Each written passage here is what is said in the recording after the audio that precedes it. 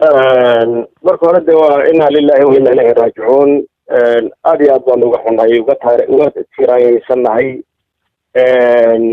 runtii waxa weeyaan waa geeri aad iyo aad noogu qaraadh noogu naxdin badan. aad iyo aad baan uga xunahay eelkii iyo qaraabadiina waana uga tacsiideynaynaa, horena waa looga tacsiidey uga tacsiideynay. maadaama gacan ku-dhigilayaashii aanuna ku daba jiray waxay ahayd dambiilayaashii si aanay jaanis u helin dadka ugu dhex dhuuman in la qabto umuhiim. waxaanba kuu sheegay haddaan kugu bashaareynayaa in gacanta lagu hayo oo la qabtay. horta aad iyo aad baan uga warhaynaa, ula soconnaa anagu ka beel ahaan.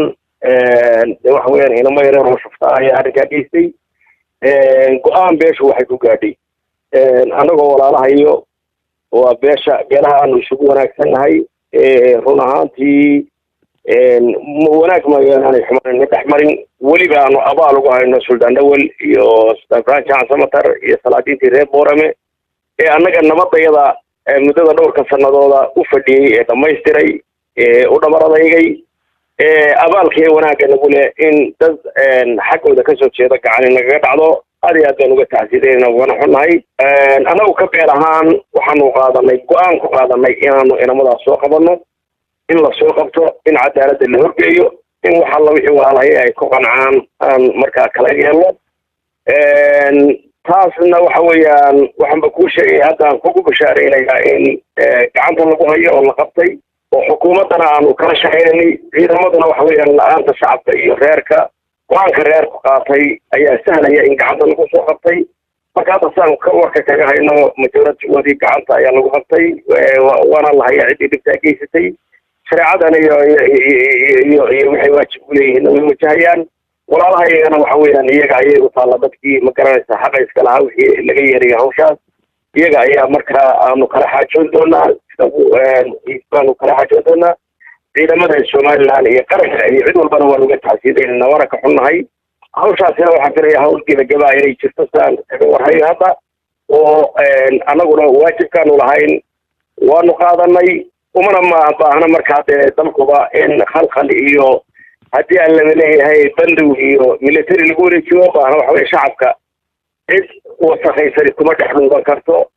maadaama ay ku dhex dhuuman karin oo shacabku aanu diyaar u ahayn, inagu dadka somaliland shacabkiisu argagixisa kuma dhuuman karto, dad wax dilaana kuma dhuuman karto. kuwii hore wax dilayna waanu soo qabanay, kuwana waa naga go-aan, nabaduna way naga go-aan tahay.